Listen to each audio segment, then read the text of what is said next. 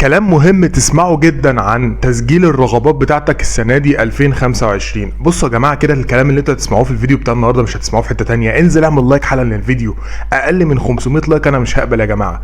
المهم، تسجيل الرغبات بتاعتكم يا جماعة خلاص على ابواب، خلاص كلها ايام معدودة، لان نتيجة الناس اللي كان معاها تخلفات النتيجة بتاعتهم ظهرت، وده معناه انه رسميا ممكن تلاقي بكرة الموقع بيقول لك يلا حبيب قلبي هات بعضك وتعالى علشان تسجل الرغبات بتاعتك على اللينك او الرابط بتاع موقع التنسيق وموقع تسجيل الرغبات. وممكن في خلال 7 ايام عادي جدا تلاقي التسجيل فتح. المهم ان انت في الفترة الحالية لازم تترقب فكرة ان انت هتسجل رغباتك في الفترة الحالية. ولكن انا بقول لك دلوقتي الفيديو ده بالنسبة لك مهم جدا، لان هديك شوية ستيب كده مهمين قوي لازم تعملهم قبل ما تسجل الرغبات بتاعتك، علشان هيفرقوا معاك جدا جدا جدا جدا جدا. تمام. قبل ما اقول لك هنعمل ايه في الفيديو بتاع النهاردة، قاعد كده لا بيا ولا عليا امبارح لقيت فيه بنتين داخلين يكلموني، والغريب في الموضوع ان البنتين عندهم 30 سنة. انا استغربت، واحدة بعتت لي على الواتساب، واحدة بعتت لي على الفيسبوك. كنت فاكر ان هما الاتنين شخص واحد، ولكن اتضح ان الاتنين مش شخص واحد خالص، والاتنين عندهم 30 سنة. واحدة منهم، تخيل بقى معايا كده وركز بقى معايا، واحدة منهم اتخرجت السنة دي من تالتة دبلوم صنايع قسم زخرفة، عندها 30 سنة. وانت يا معلم عندك دلوقتي 17 سنة 18 سنة، عندك حجة ايه معرفش. عندها 30 سنة وبقى كانت ثانوية عامة قبل كده وطلعت من ثانوية عامة وقررت تدخل دبلوم صناعة بعد فترة من الزمن عشان تجيب دلوقتي تقديرها تقريبا حاجة و80%، 86%، تقدير ممتاز جدا. حضرتك يا باشا انت جايب لي 60-70% وانت لسه شاب قد صباح الفل يعني. 65% 86% حاجة ممتازة جدا بصراحة. تمام. وعايزة تكمل دلوقتي عشان عايزة تكمل كلية هندسة، فانت ما عندكش حاجة. البنت التانية بقى كانت ثانوية عامة وطلعت من ثانوية عامة وقعدت الفترة دي كلها قول بتاع 10 سنين ما كملتش تعليم، ودلوقتي بتدور على اي حاجة عشان ترجع تاني للتعليم بتاعها. بتعمل اي حاجة علشان خاطر انها تكمل التعليم بتاعها. بتقول لي لو في اي حاجة تقبلني بخاصة بفلوس بمصروفات هدخل، لان انا ندمت ان انا ما كملتش التعليم بتاعي. وعلى فكرة من اسبوع ومن اسبوعين ومن سنة ومن سنين كتير جدا بهذا الشكل بيدخل يكلمني. والله العظيم قبل كده يا جماعه كلمني ناس عندهم 50 سنه و45 سنه وعادي جدا. ومن اسبوع ما كلمني شاب عنده 29 سنه متجوز ومخلف برضه وعايز يكمل تعليمه، لان ما كانش يكمل من 2019 تقريبا وعايز يرجع تاني يكمل تعليمه. واحده من اللي بيكلموني دول متجوزه ومخلفه كمان. انت بتتكلم ان ناس يا جدع صباح الفل، يعني الناس ديت عندها الباشن ده منين؟ يعني تخيل ان واحده كده تقول لك والله يا باش مهندس انا واحده عندي 30 سنه ومتجوزه وعندي اولاد ومش عارفه لو انا كملت تعليمي في الفتره اللي جايه ده هيأثر عليا وعلى بيتي ولا لا، وانا نفسي ان انا اكمل تعليمي وكنت قبل كده في ثانويه عامه وعندي الدافع القوي ان انا اكمل دلوقتي التعليم بتاعي. ايه العذر بتاعك؟ انت لسه دلوقتي شاب ما عندكش اي التزامات خالص وما عندكش اي حاجه خالص بتعملها في حياتك، ومع ذلك كمان ما انتش نافع في التعليم بتاعك للاسف الشديد.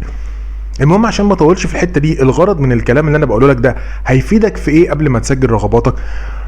ان انت حضرتك ما تفوتش فرصه تسجيل الرغبات.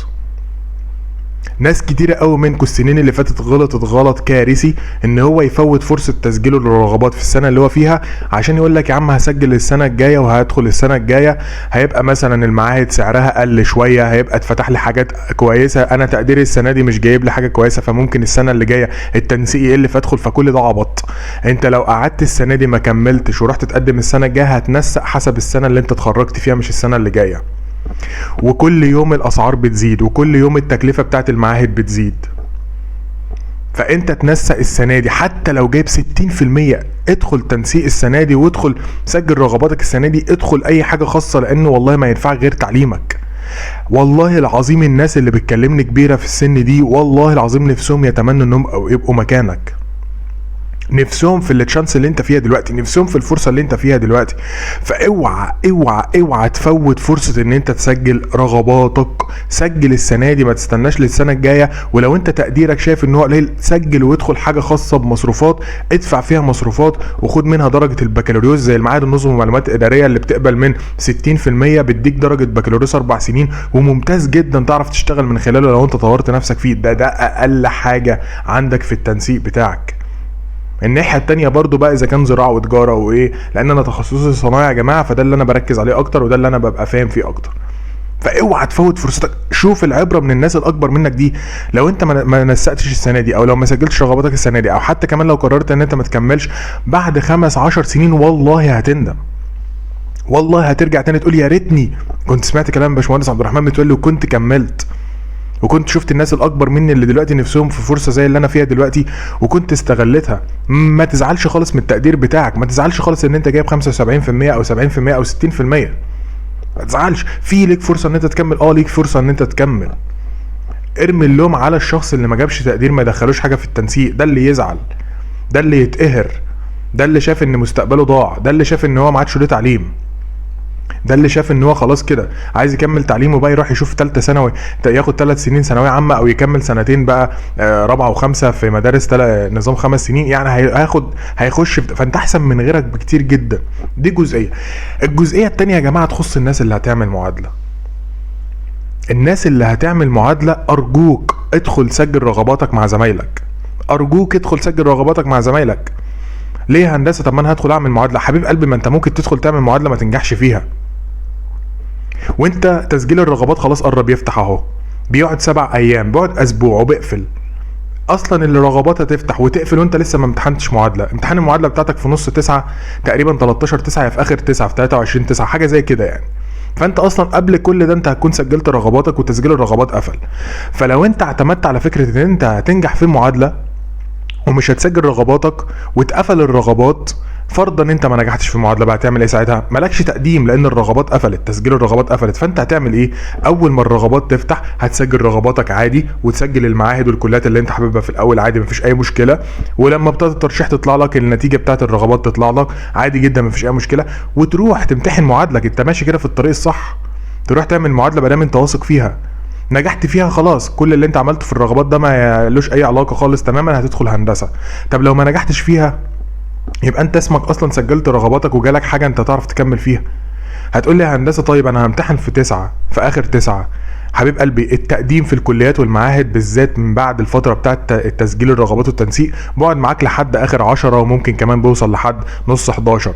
فعادي جدا، لان اول سنه دي بتبقى دايما فيها قلق كبير قوي وناس بتقدم وزحمه واوراق وبتاع، فالموضوع بياخد منك وقت. فعادي جدا ما تقلقش من الموضوع ده. فزي ما قلت لك لازم تسجل رغباتك، ما تفوتش الفرصه، هترجع تاني تندم عليها. تمام. اخر حاجه بقى هختم بيها، والناس اللي وصلت معايا في الفيديو لحد هنا هي اللي هتبقى كسبت من الفيديو ده، انما الشخص اللي طلع من بدري انت حر يا معلم. لازم يا معلم يكون معاك الرقم السري بتاعك والرقم الجلوس بتاعك. لازم الحاجتين دول يكونوا معاك دلوقتي، لازم يكونوا معاك علشان دول اللي انت هتسجل بهم رغباتك.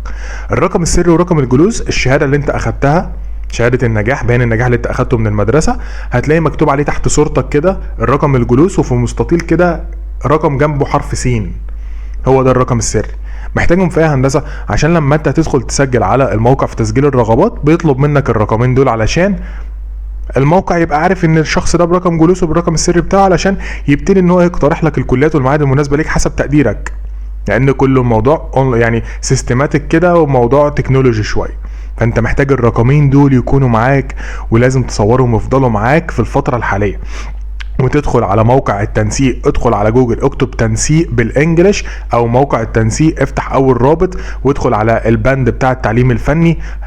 راقب كل يوم، كل يوم راقب لحد ما يظهر جنبها كده تم فتح تسجيل الرغبات او تم فتح التسجيل الان. بالاحمر كده.